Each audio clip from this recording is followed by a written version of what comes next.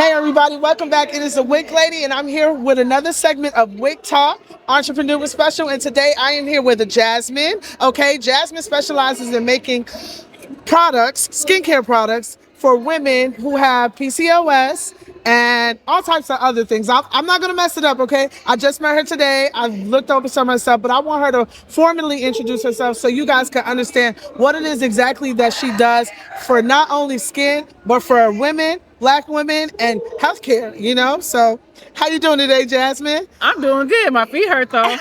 Girl, listen, I got slippers on And the side. it's cold in here. Oh, listen, I'm not the only one. I did tell you it felt like a freezer when I walked in. Right. It is cold. Yes, Jasmine, how are you doing? So tell the people what it is exactly that you make and what your business is. Sure. So my brand is umberjay. I help women reduce excessive facial hair naturally through a hair inhibitor that I created. That's our hero product. It's called the hair reducing fade oil. Nice. A hair inhibitor. What is that exactly for people who don't know? Because I don't know what that is. So a hair inhibitor is like a serum that you apply to your skin and it minimizes the hair growth. So it's not like Nair. You can't apply it and the hair just melt away. This is something that you use continuously and watch like thick terminal hair turn into peach fuzz so it's less noticeable. Oh, nice. So how did you get into it? Like what inspired you to get into it? Well, I have PCOS. Oh, okay. Yes. I have PCOS. My sister has PCOS. Yeah, it's a thing. Yes.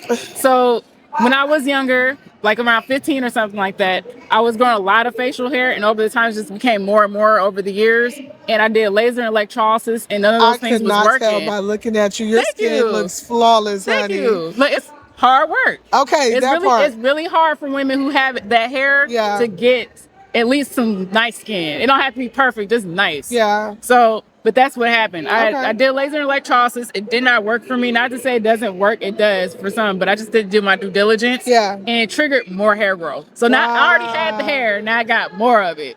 So you can trigger more hair growth? If you go to the wrong person, yes. Wow. That's interesting. Okay, so so I asked you earlier, was she an esthetician? She is not an esthetician. I'm not an esthetician. Okay. No. So for somebody who is not an esthetician and you have PCOS, how did it take, like, what steps did you have to take to understand the skin and understand it to be able to make your product, you know? I mean, it was a lot of trial and error. When I first made the product, it was for myself. Of course, you know, I wasn't thinking about nobody else. I thought I was the only one dealing with it. Hey, listen, you got to take care of self first, okay, guys? So I had to go through a lot of different ingredients, mixing and matching, trying to, like I said, trial and error, see what was working, what was going to break me out, you know. And so eventually I came up with something that just worked for me. Yeah. But you know, what's interesting is when I finally came out with the brand and I started testing it for other women to use, I had to make even more variations. Okay. So with this time, I had to make sure that it worked with sensitive skin or extra sensitive skin. I had to take out nuts if I had nuts in it. You know, I found out that people were allergic to lavender. Oh, wow. So I'm like, I had to make a whole bunch of different changes just so everybody else could be able to use it. Wow, that is a lot. No, for real, because a lot of people don't think about that. When you make things, after making them for yourself, you got to understand how they can affect other people. Absolutely. And just because it works for you, it doesn't work for all. You know, like I make my hair products as well. So I take in consideration, like, can this be used on all hair textures, all skin types, you know? Right. So that is very important. How long has it been since you first started? Well, I was mixing stuff up around like 2016, but I eventually came out with the brand for purchase in 2020. Okay. So yeah, I did my whole testing stages with a whole bunch of different women 2019. That is awesome. So before you started making this, because, you know, like you said, this is something that you wanted for yourself, you know, because I could imagine, you know, going through that as a woman, especially with society and beauty standards, you're looking at yourself, you're feeling some type of way, how that played on not only just how you felt about yourself, but, you know, mentally, you know, like it takes a toll on you on how you may feel like others see you, or, you know, but what were you doing before this? Like, well, I was stay-at-home mom. Okay. But before that, I was a drafter for a home remodeling company. So I went into people's homes drafting stuff to remodel their houses. Nice. So are you still doing that? I ain't got time for that. I got a business. Come on, listen, talk about it. It does not matter what you're doing at the moment. Like when you have that calling on your life, guys, when you have a purpose or when God puts a purpose in you, it's definitely going to see through. And that's how it was for me. Like once I started doing wigs, that was it. Like that's it. I can't do that no more. No, You have to put it all in. That is, talk about it. That is such a blessing. Yes. How much is all in? Because a lot of people don't know what all in is past what you think it is. Right. It is. Like, Right. you're going to lose your sleep. You're going to have to wake up early. You are taking on a whole bunch of different roles. And at some point, when you don't have to take on those roles anymore, you still pretty much all in, because now you got to manage all these people who are supposed to be doing what they're supposed to do in your business. So it's a 24/7 thing.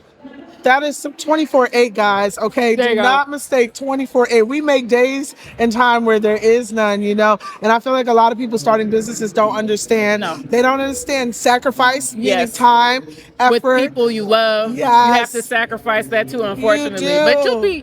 you'll get to a better place if you are all in like you're supposed to.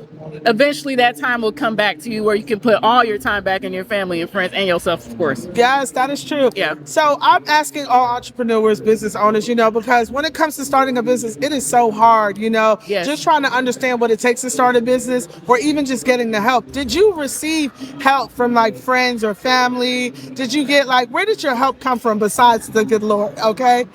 Well, I got help from my husband. Okay, husband. He was my main source. And you know what's interesting? I have to say this. Yes. Now, when it comes to starting a business, don't think that your family and friends is really gonna support you, because they not. They not really, and they think it's just a hobby. Yes. It ain't. If you put all in and you prove everybody wrong, watch everybody start coming back trying to be nosy. Yeah. Let me get some of that, girl.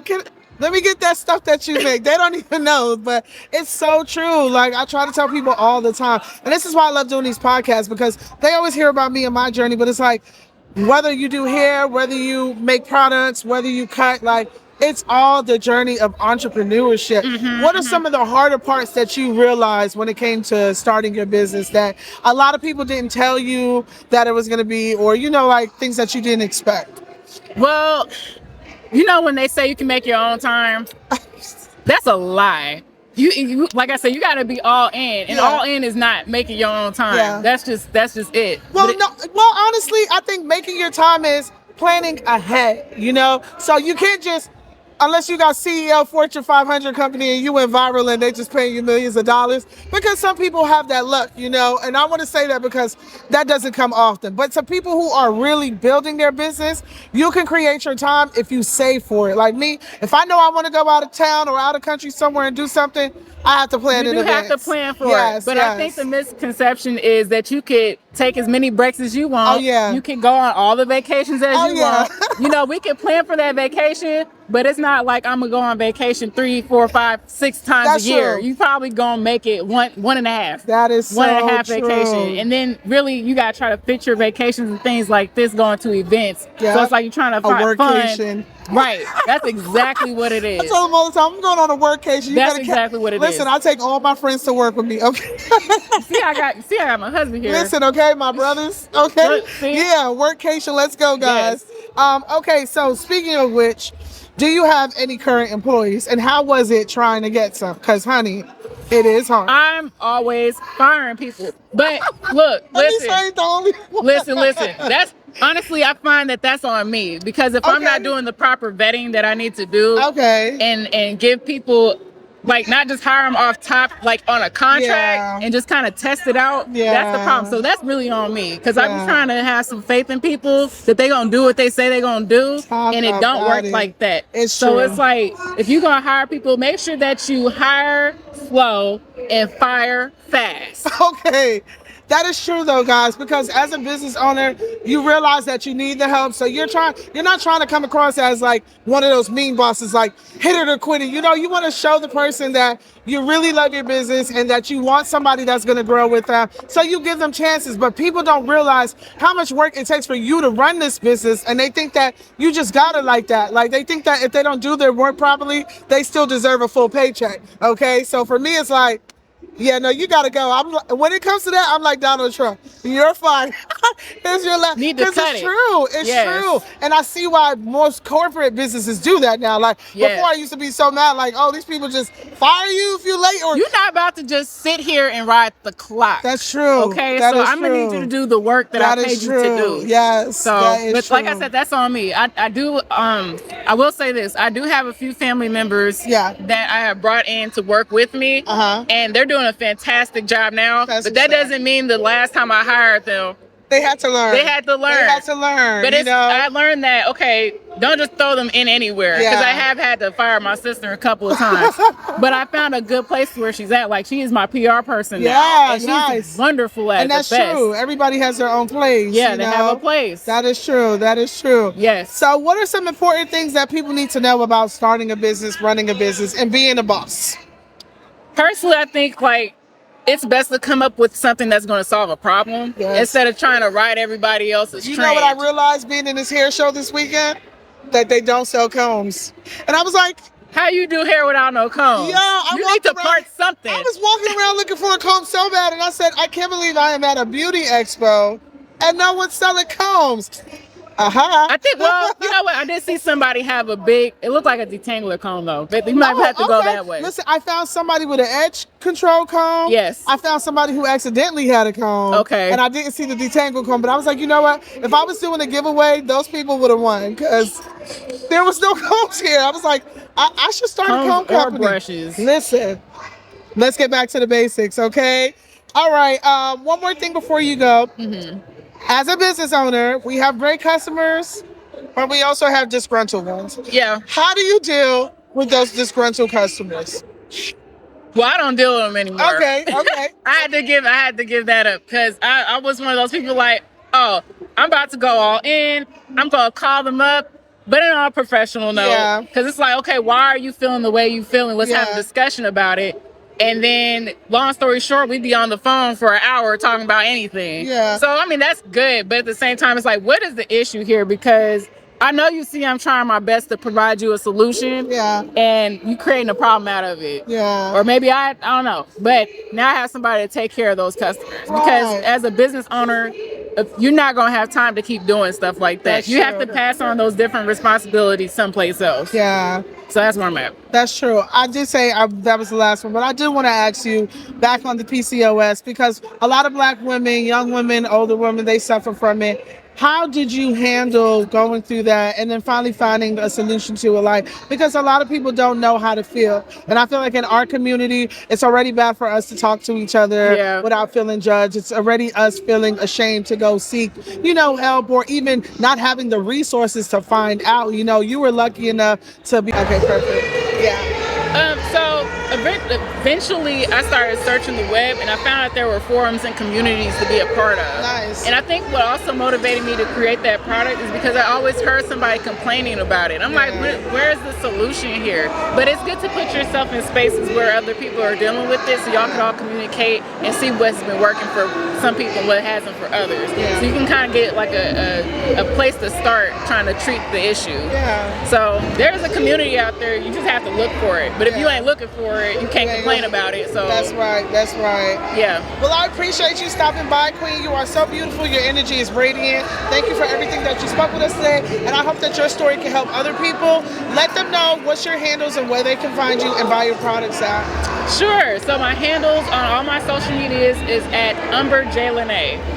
And then my website is umberjay.com. Okay, spell it for us for those people who don't know how to spell Umber. Sure. UMBERJLENAY. Okay, thank you so much. Yes. Before you go, what do we look forward to for Umber Jalen? Like, what more products are you coming out with? Look, I'm trying to work on some body products. I don't know exactly what the time look like for that, but that is a goal of mine to make body products. We look forward to it, Queen. Thank you. Thank you for stopping by. Thank you for having me. Yes, I appreciate you so much. Yes, thank you. Follow her, guys. Yeah. Hey, bitch, I'm from Florida. And pass on with though. Have the scenery, you know it.